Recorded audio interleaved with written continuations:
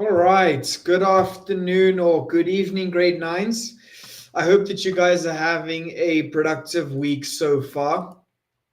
We're back again, guys. It's no surprise, is it? We're now on week 19 worth of tutoring.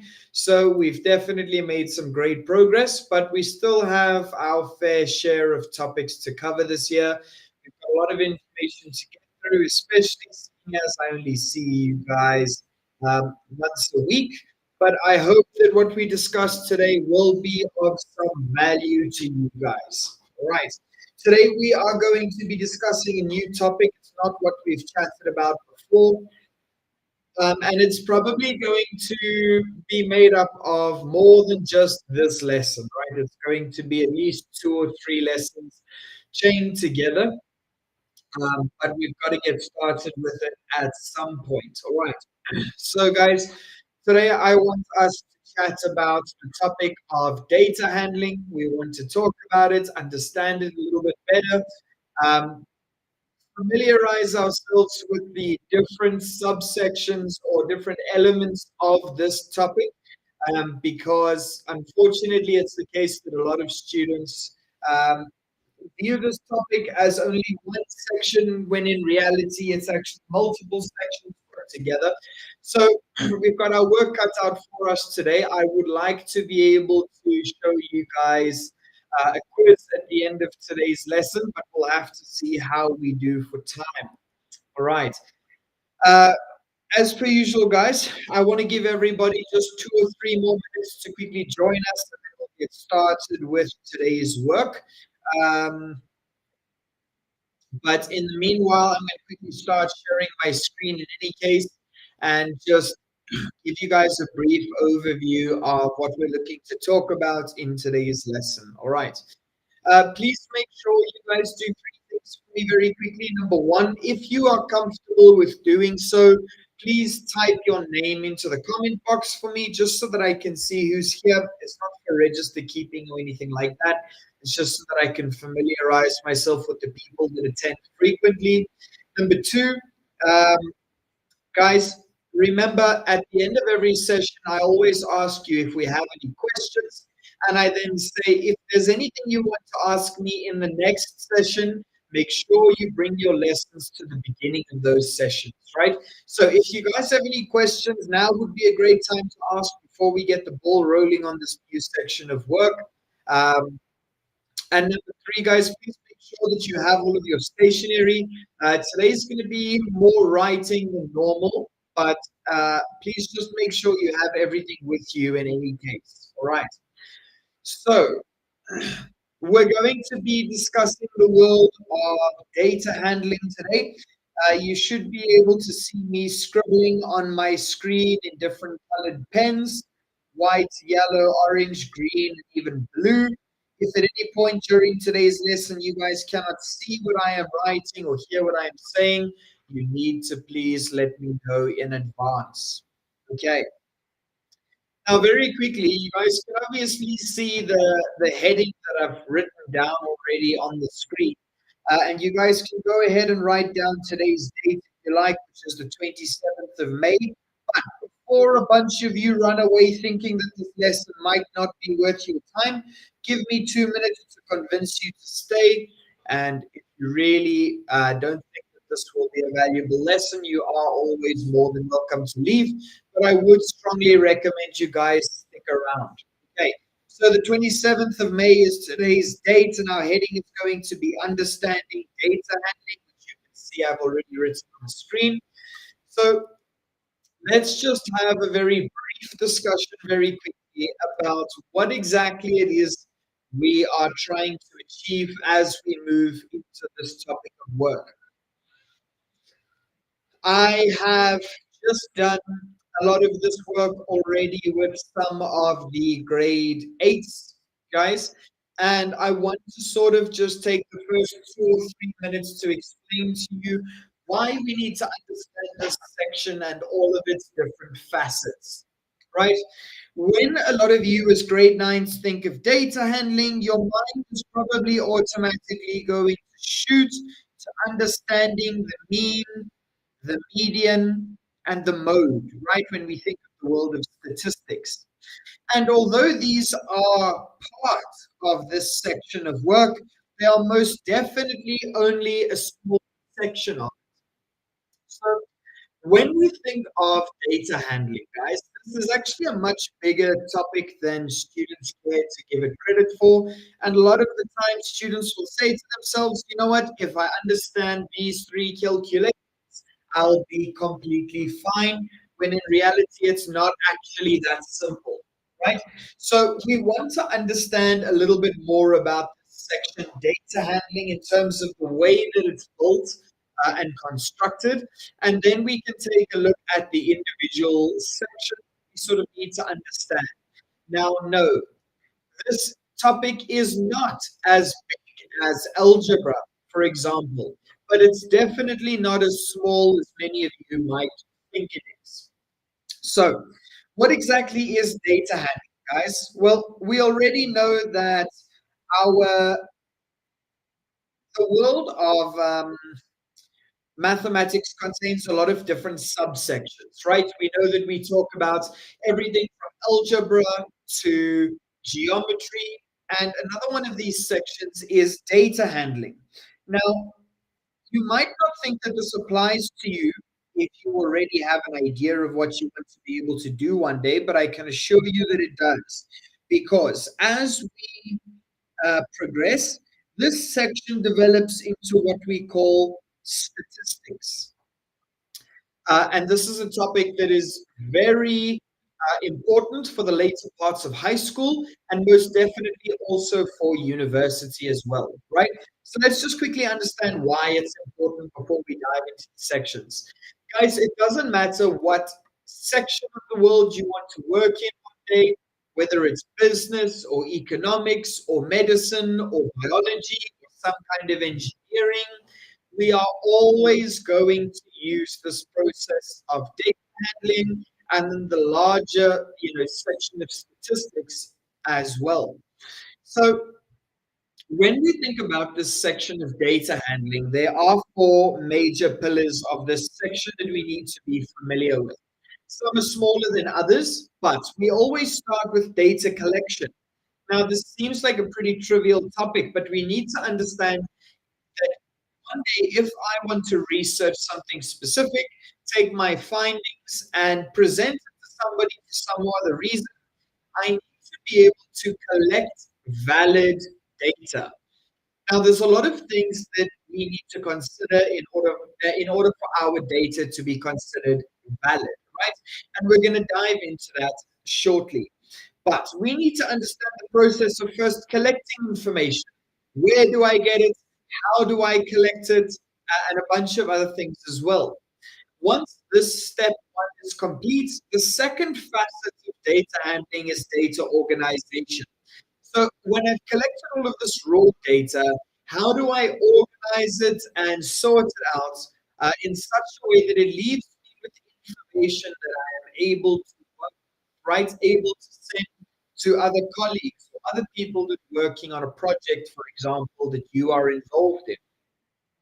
Once we've dealt with data organization, we move on to one of the bigger topics, which is data representation. Now, data representation is the section of work that deals with how we take information and format it in a visual style, in a visual context, right? So, how do we go from tables of information to having pie charts and line graphs and scatter plots? All of this we need to understand, right? And it's not only our ability to draw these graphs, but to understand and interpret these graphs if we are given them in a test or an exam setting. And finally, the last section, data analysis and interpretation, is the section that deals with those three M's: your mean, which is your average, your median, and your mode. So, a lot of the time, this is the section that students tend to study, but they forget about the first three sections over here, which have got a whole lot of information that's really important for us to understand, right? Whether or not you guys have seen it, a lot of you guys will be selecting your subjects next term in term three, for those of you that are on full term school. And If we decide to go into business studies, economics, physical science, so chemistry and physics, uh, um, all of these different subjects, right? Even in IT, we need to learn and understand this process effectively because it applies to everything, guys. If I'm a small business and I want to understand what is happening with my revenue, right, the behavior of my income, I would use this process. If I'm the leading party in a country and I need to host the uh, national elections, I need to understand how to collect votes, how to collect the data, and then organize it and count it, how to represent it for all of the news stations, and how to interpret the information so that we can make predictions as well. Right? So this applies to everything from politics to medicine, and although it's not identical in every single facet or every different industry, you are going to be sticking to a core skeleton remains the same regardless of the industry that you choose to work in, regardless of the subject you decide to select. Okay, so um, we want to go through these sections today, and you might be thinking to yourselves, what is the function of me really understanding data handling? Why does it help me? What's the point? If it's such a small section, how is it going to impact me? Am I going to use it after school? All of these are very fair questions. And my very short answer to that question, or to all of those questions, is that the reason why we have data handling guidelines is because it shows us a process of collecting valid information. It shows us how to organize and display this information and then also interpret it. The reason why we go through this entire process in the first place is because it helps us to understand things that have happened in the past, and it allows us to make different levels or different kinds of predictions for what is expected to happen in the future. Okay, that is what the world of statistics is all about. Even if you end up working in insurance, guys, insurance policies, the amount you pay for car insurance, house insurance, has got to do with the statistics of you getting into a car crash based on your age or your gender, so on and so forth. So the short reasoning behind why data handling is an important section is because it allows us to interpret past and present trends that will hopefully allow us to make accurate future predictions. Okay, I hope that that makes sense. I haven't seen any questions yet, so I'm going to assume that you guys are okay for me to get started. So let's begin. What we're going to do is make our way through these four independent sections and get a brief overview of what each section really entails and what we need to understand in each of these sections. Okay, so let's begin, guys. Let's start with section number one, which is data collection.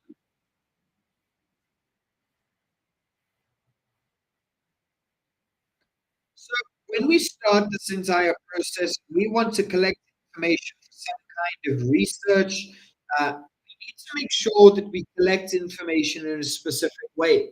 Believe it or not, there is a right and a wrong way to collect information, right? So, what do we need to be aware of when we decide to collect data?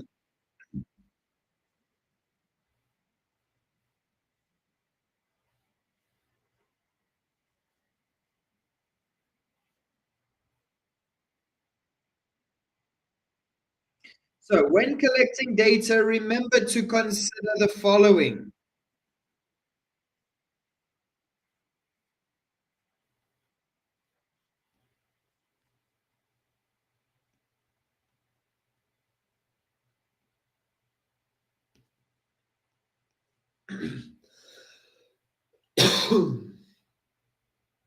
Right. What do we want to consider when we collect information, grade nines? First things first, we need to consider That samples must be collected randomly.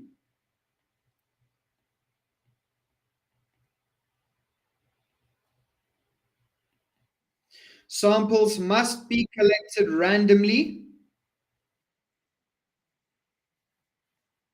to avoid bias. So let's quickly put this in an example. Let's say that we were trying to identify the most popular soccer team in South Africa as of 2025.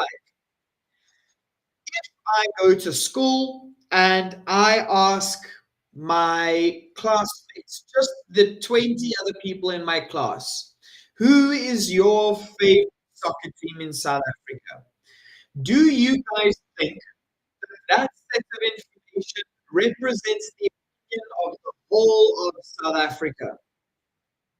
No. Okay. We can't choose samples depending on what we expect their response to be, right? We can't try and favor a certain outcome. The whole point of this kind of research is to identify a trend independent of outside influence.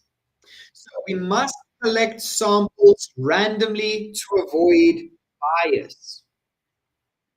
Please remember that if you guys have any questions, you are more than welcome to ask. Section B, what else do we need to remember to do? Sufficient samples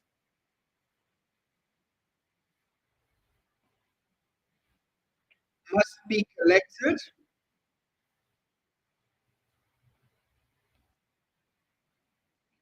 for data to be considered representative.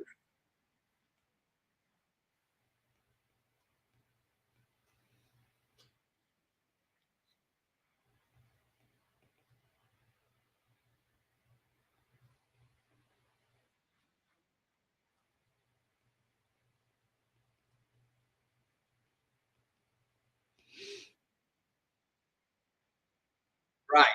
What do I mean by this line, grade nines? Well, if I should decide that I want to, again, determine who the most popular soccer team in South Africa is, I cannot only go and ask my 5 close friends from school who their favorite is, and then say, guys, we've decided that the most popular soccer team in South Africa is Team XYZ, right? It is not possible for the opinions of 5 individuals to represent the opinion of a population of 65 million people in South Africa, right? So we need to collect enough samples for it to truly give us a reliably accurate reading of who the most popular might be, right? Now, generally speaking, this isn't a hard and fast rule, grade nines, but we prefer that when we collect samples, that we have more than 12 data points. Okay, we need to collect information from 12 unique independent sources. Otherwise, it's not really often going to be the case that that sample truly is representative of the population at large. Now, just quickly, what do I mean by a sample? If this is the population of South Africa, I'm going to randomly select a few people from around the country, remember? And I'm going to do this randomly to avoid bias. These circles in total altogether represent my sample group, while the entire population, the entire circle represents my population at large. Sometimes it's not feasible or we are not able to ask every single South African who their favorite soccer team is. So instead, we pick 100,000 people, right? And we collect information through an online survey. That isn't to say that it is 100% true, but it does give us a very accurate idea of who is likely to be the most popular soccer team in the country, right? I hope that that makes sense. What else do we need to consider when we are collecting information? We need to consider the data collection process,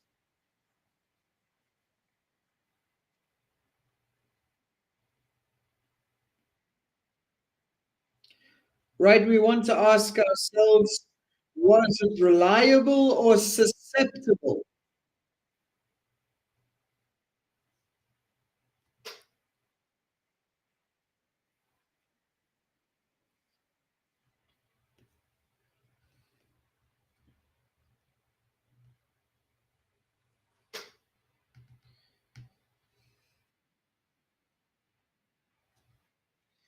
Right. So, was it a reliable format or medium of collecting information, or was it susceptible to tampering? In other words, if I, for example, want to host a new election for South Africa to select the new governing party, if I decide to collect my information the way that it's currently done, right through ballots, where people go in and sign on their ballots and they get an ink mark on their fingernails to show that they voted, that would be considered relatively reliable. But if I decided to just create an Instagram page as the government of South Africa and ask for everybody to comment who their favorite party or who they want to vote for in that election, we obviously know that, for example, Instagram accounts are susceptible to hacking. We know that there are bot accounts. We know that people can create multiple accounts and vote more than once, right? So, in that sense, we know that the uh, data collection process is very important to understand because the way that information is collected can tell us a lot about whether our results from data collection would be considered valid or not.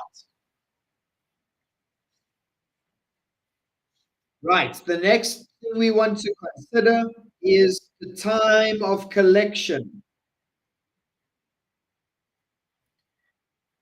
right? We need to consider that data changes over time.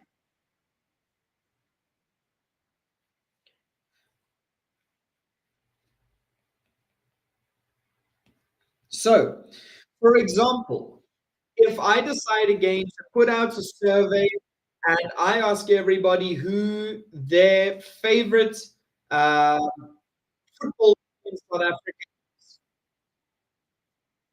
I take all of this information now in 2025. We are currently in the month of May. And I go and organize my data. I take my time, and I only release my results next year in May 2026. And I say, guys, look, the most popular football team in South Africa is XYZ. Do you think that that is going to be accurate, guys? It's very unlikely, right? The favorite or most popular football team can change in a matter of weeks, right? It depends on public perception. It depends on maybe the team's performance at major events and so on and so forth. If you just think about if we were to put out a poll asking who is the best let's say who is the best rap artist of 2025. I collect all of this information this year, and then next year, 2026, I say, guys, look, the most popular artist is person A. By the time a year has passed, grade nines, it's very possible that the data has changed and people's perception of their favorite artist or most popular artist could have changed. Okay, so in short, Data must be collected carefully.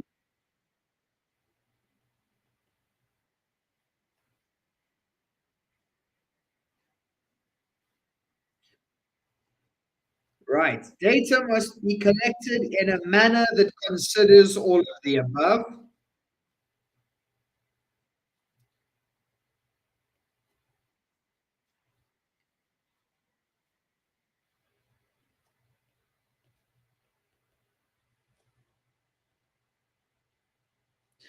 To be considered a valid data set.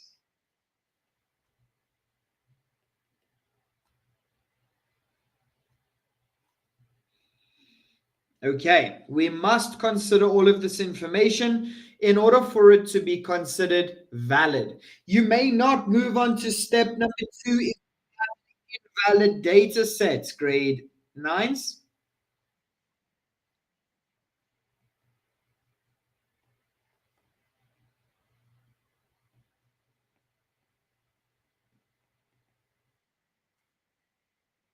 So, what is step number two? Now that we've collected all of our data reliably, we need to consider organizing our data.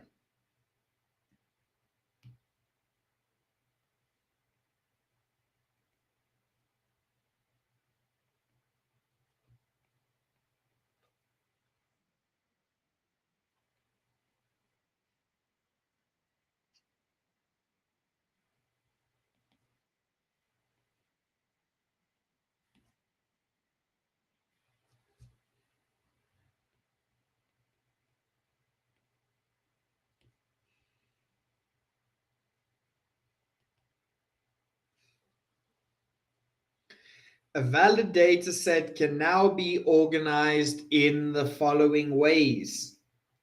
So, when it comes to step number two, we've now got all of this raw information. It doesn't matter if it's been written down on a piece of paper, recorded on your phone, or even collected digitally through surveys or some other digital format. We now need to organize this information.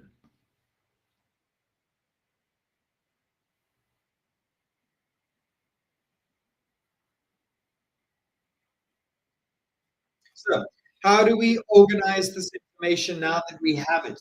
The first thing that we want to do is remove any invalid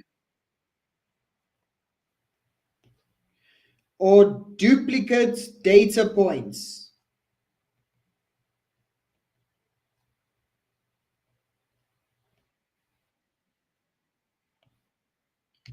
Right. So if I see, for example, I'm holding an election and somebody votes 7 times over, I know that that's not going to be very fair, right? It's most definitely going to affect the result of my um, data analysis later down the road. So I need to make sure to remove those duplicates. And let's say, for example, I had somebody that was 16 that somehow snuck in and decided to vote. Obviously, that would not be allowed. So we would have to remove those invalid data points.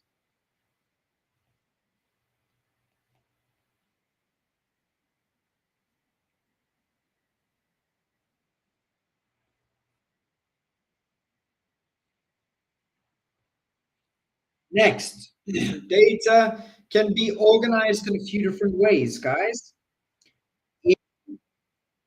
Let's take a look at the different ways that we can organize our data.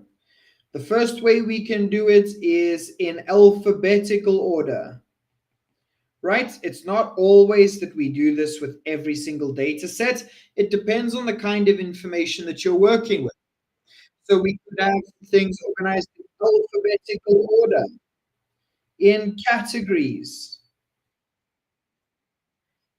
for ascending or descending order.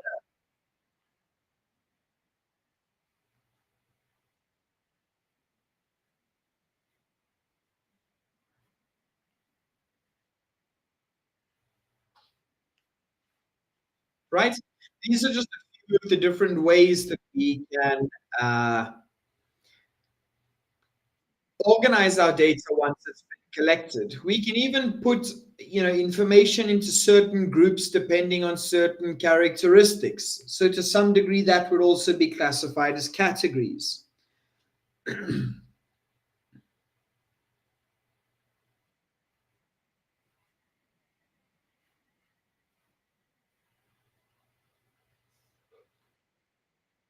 Right.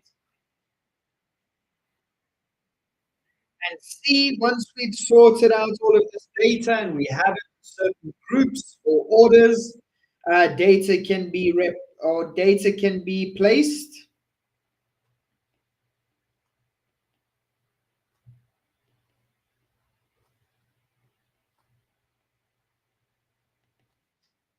They can be further organized into systems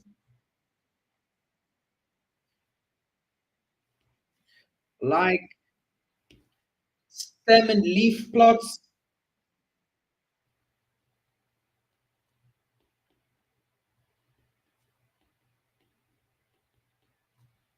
tally tables, or frequency tables.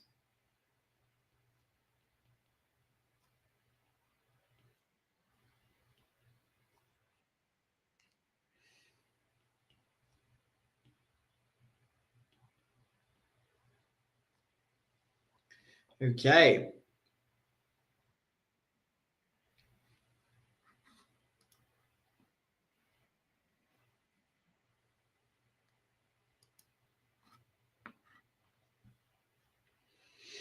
This is how we would organize our data, guys. It's very difficult for us to collect information and then automatically go and put it into a graph, right? That's very unlikely. Why? Because our information is a mess, guys. We can't accurately see what's actually going on. If we don't have things in groups, we're going to end up having to do that before we put things into graphs and whatnot in any case. That's why data organization is a dedicated step in this four-part system. Right, so I'm going to give you guys 2 minutes to quickly copy. I know we are writing quite a lot down. If you have any questions, grade nines, please make sure that you ask me, guys. I am here to answer any questions you have.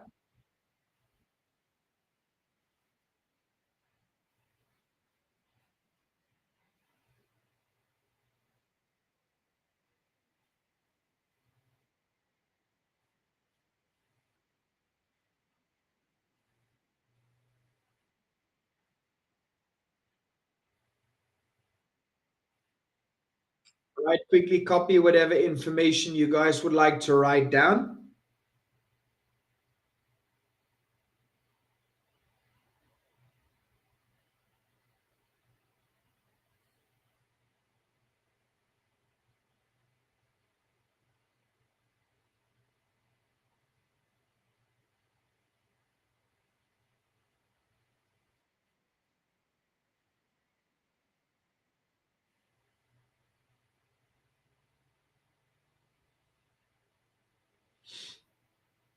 Right, now that we've discussed data organization, grade nines, we need to move on to the third section of work, right? Which is going to involve understanding how and why we would want to now represent this data in a specific format.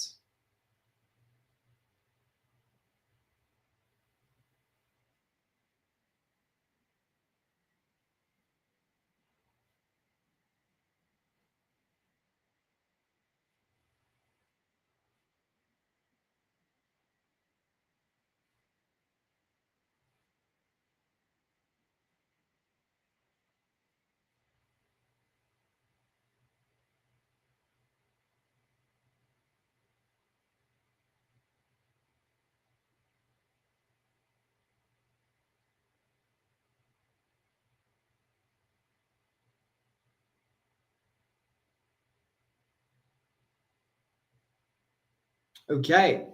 Right, let's move on to section number 3, guys. I'll try and leave a little bit on the screen so that you can copy if need be. But section number 3 deals with data representation. So let's quickly follow the mental, uh, excuse me, guys, the mental thought pattern throughout this process. So we've started by collecting our information, and we've now organized it. So things are put into groups, into orders, and everything is laid out in an understandable format that we can use to now start um, deriving or trying to extract patterns and trends from, right? Now, with that being said, sometimes it's very difficult for us to establish or identify a pattern in a set of data without representing it visually. So, what we would need to do is then take all of this information that we've now gathered and organized ever so neatly, and we want to display it in a graphical or in a visual format. Okay, there's two reasons for that, guys. The first reason why we would want to put something into graphs is because number one, it sometimes makes it easier for us to spot patterns and trends. But number two, if we decide to take this bar graph or pie chart and go and show somebody else our information, visual representation is going to be much easier for them to understand than a collection of data would be, right? Instead of handing you my piece of paper with all of my information, it's easier for me to just show you a visual representation of the information because our brain is able to absorb a lot of information very quickly in that fashion. So, under point number 3, data representation. Sorry, guys, just 1 second. Right.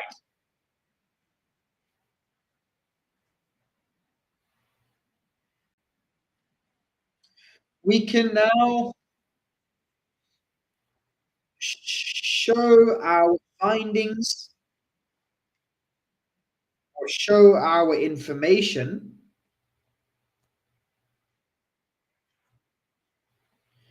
in a visual format,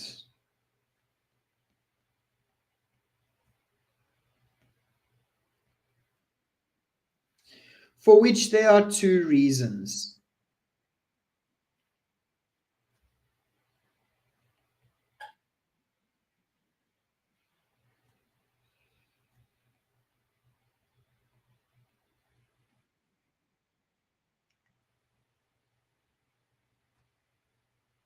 Right. What are the two reasons why we would want to represent information visually?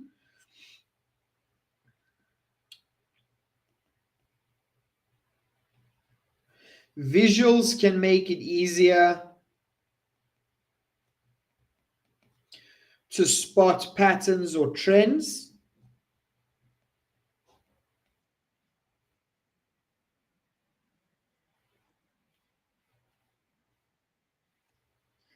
Right, to spot patterns or trends for analysis, which is the next section. And sometimes, guys, depending on the methods that we use to analyze our data and sort of try and read between the lines, there will sometimes be certain methods that we use that require us to use a visual format. And I'll mention some of those now as we wrap up section 3 over here. But the first reason that we represent information in a visual format is that it can make it easier to spot patterns or trends for analysis, but it's also an easy and understandable format.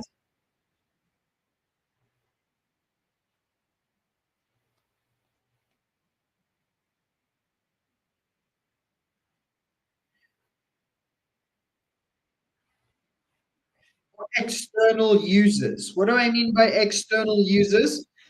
I mean people that were not involved in collecting the data themselves.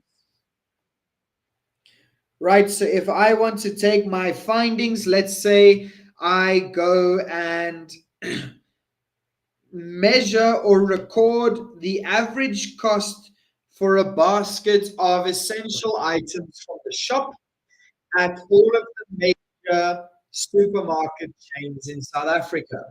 So we would go and look at ShopRite and Checkers and Pick n Pay, Woolworths, and so on and so forth.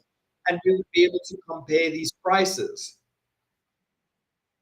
right? If we wanted to show this information to the CEOs of these supermarket chains, it would be much easier for me to show them my findings and my research in a visual format like a pie chart or a bar graph, right? That will be a lot easier than me handing them 5 stacks of paper that contain all of the raw data. So make sure that you write that down.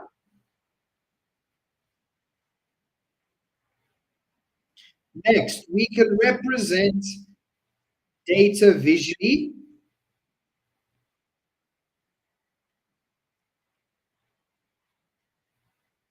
in a number of ways.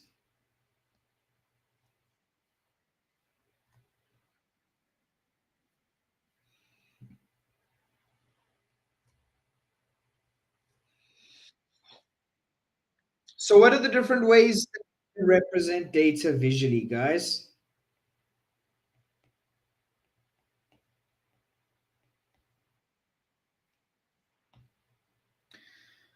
The first and most common form of representation is bar graphs. Now, keep in mind that you guys should be familiar with the different kinds of bar graphs that we have. We just have normal bar graphs, we have compound bar graphs, we have stacked bar graphs, and we even have horizontal bar graphs. These are often used to show progression in comparison to other elements, right? The progression of one data set relative to another, for example. Next, we use histograms. These are very similar to bar graphs, but they do not contain spaces between the bars. And this is because of the kind of data that they represent, right? You've got to keep in mind that we have both discrete and continuous data that we work with grade nines. So depending on the kind of data that we have and the characteristics of the data itself, we might choose one of these visual formats over another. Another very common form of representation would be line graphs, right? We have normal and compound line graphs.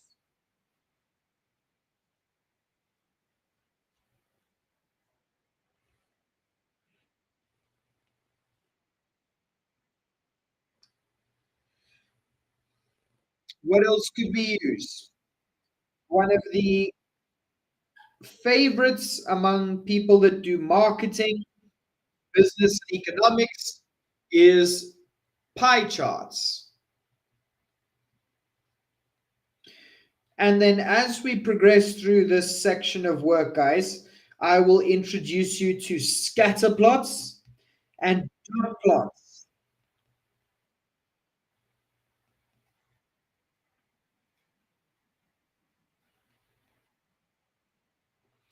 Scatter plots and dot plots. We can even consider, for the sake of statistics, whisk, uh, box and whisker diagrams. You guys should know about what these are. Or, sorry, you guys should know what these are.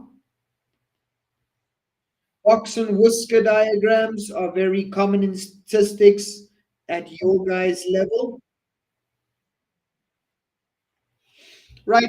And yes, guys, there are going to be even more advanced methods that we can use to display information, right? And this is where things sort of change depending on the sector or industry that you want to work in. If I work in business, bar graphs, pie charts, and line graphs are very common. But if I want to work, for example, in insurance or college admissions, we talk about scatter plots a lot, right? And obviously many of the other data representation formats. So there are a ridiculous number of formats that we can choose from when we decide to visually format our data. But you need to please keep in mind, grade nines, that a visual format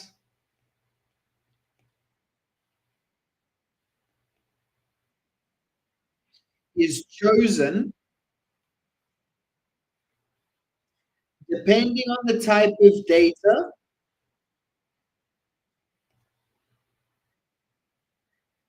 depending on the type of data that we are working with,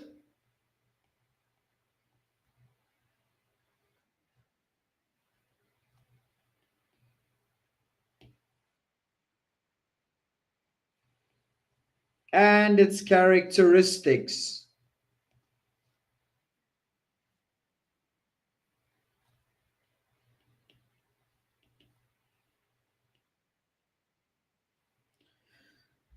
So again, please keep in mind that there is always going to be this discussion of discrete versus continuous data.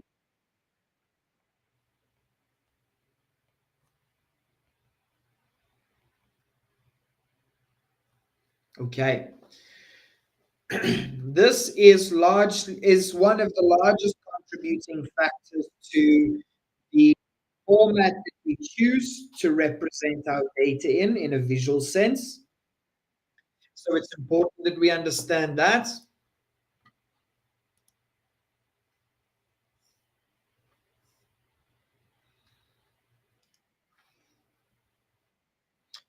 And guys, we've only got 10 minutes left of today's lesson.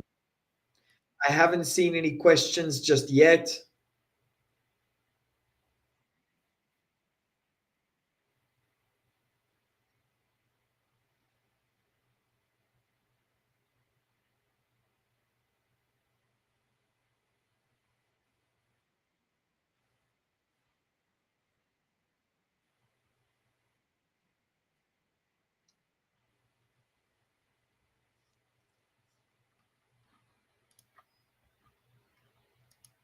Right. Now that we know that, guys, I'm going to go down and we're quickly going to wrap up today by discussing the last topic or the last subtopic of data handling, which is point number 4 that we started with at the beginning of today's lesson. It is data analysis and interpretation.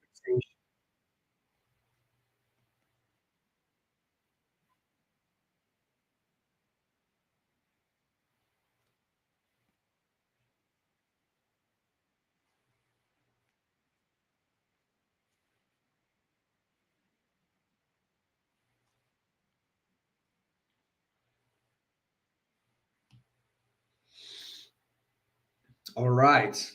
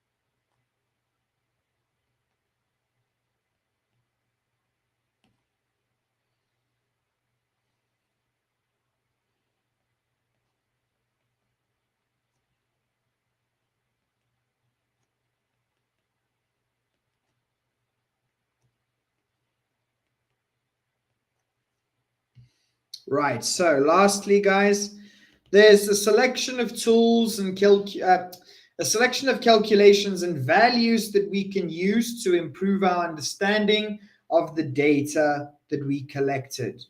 Right? What are some of these calculations that we can complete or values that we can look at to help us improve our understanding of the information we've collected?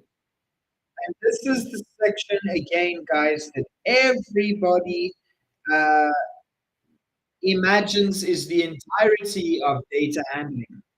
The mean, the median, the mode, the range, the interquartile range,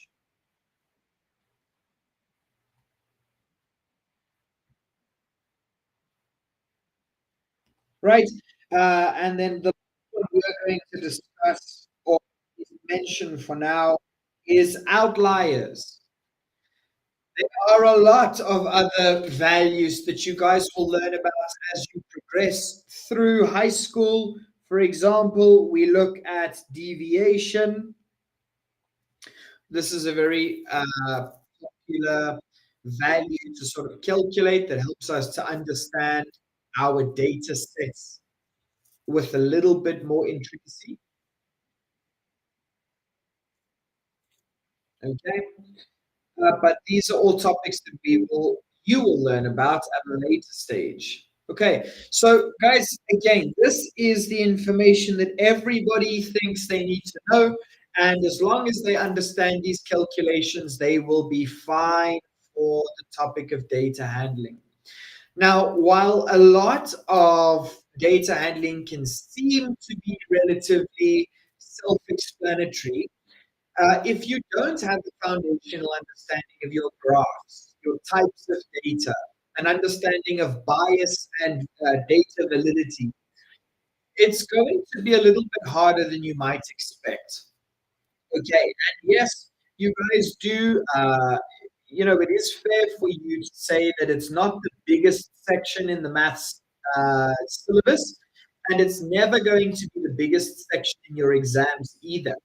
But it's very important that we develop this understanding because it's also going to help us understand probability, which is another section that you guys would have started learning the basics of, right? Statistics and probability are intertwined and very much interconnected. So, without an understanding of how to collect data fairly, you cannot even progress onto step two. We cannot talk about how to organize it, right? You guys will not be able to understand, for example, if you one day go to university and continue to study maths in some or other fashion. We look at what a lot of teachers talk about or call bell curves, right? Standard distributions. This has all got to do with probability. So there's a lot that rides on our understanding of this topic if we decide that one day we want to move into what's often called STEM related fields. Okay. So we really need to make sure that even though, yes, a lot of this might be easy, and I've summarized a lot of it in today's lesson, it's important that you guys take the time to really understand it. Okay. I wouldn't spend an hour of my time trying to help explain it to you guys and give you an overview of the process if it weren't really that important, especially given that I only speak to you once a week, right? So, guys, those are the four subtopics that we have within the uh, section of data handling, the chapter of data handling. Now, unfortunately, for some reason, my laptop is not allowing me to stream iRainbow today.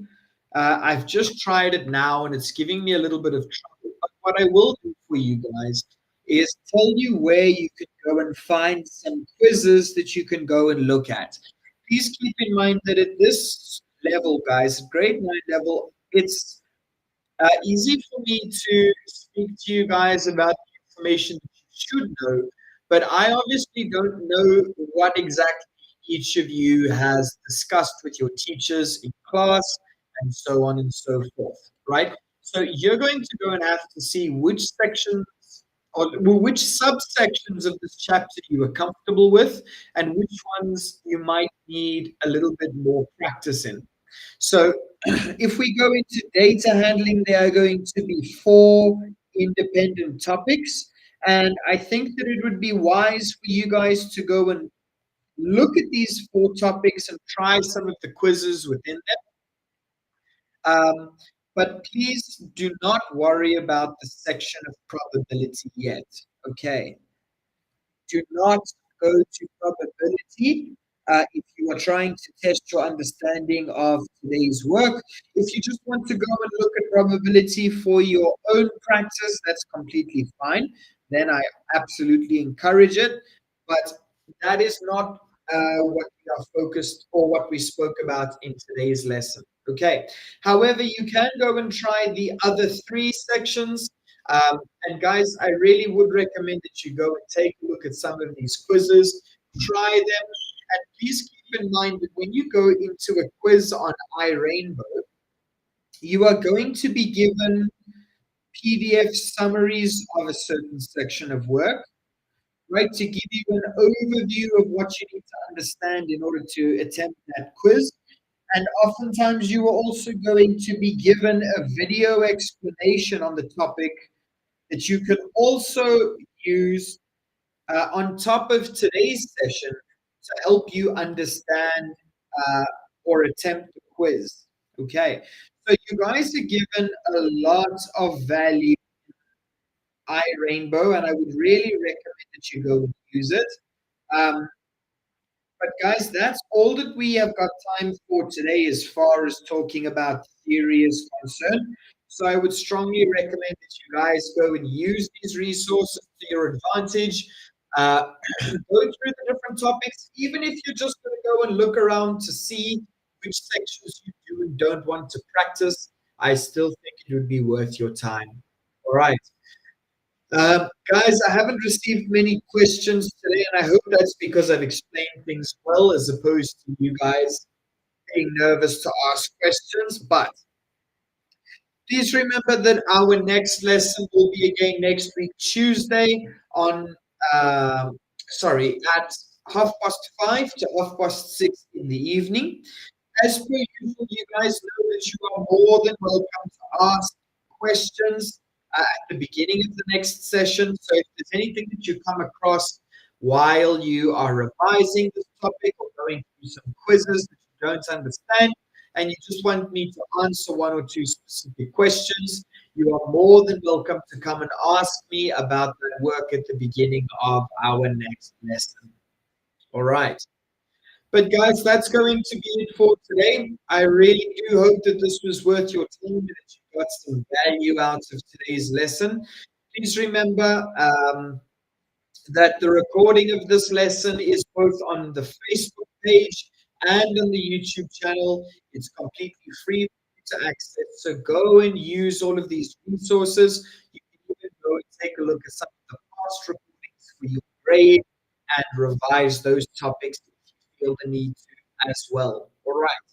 But guys, iRainbow is trying to give you as many resources and as much access as possible to things that are going to help you as you prepare for your exams now in the coming weeks. All right. So I wish you guys all the best. Please make sure that you stay warm, look after yourselves, and I'll speak to you all again next week. All right. Thank you so much, grade nines. Enjoy the rest of your evening, guys.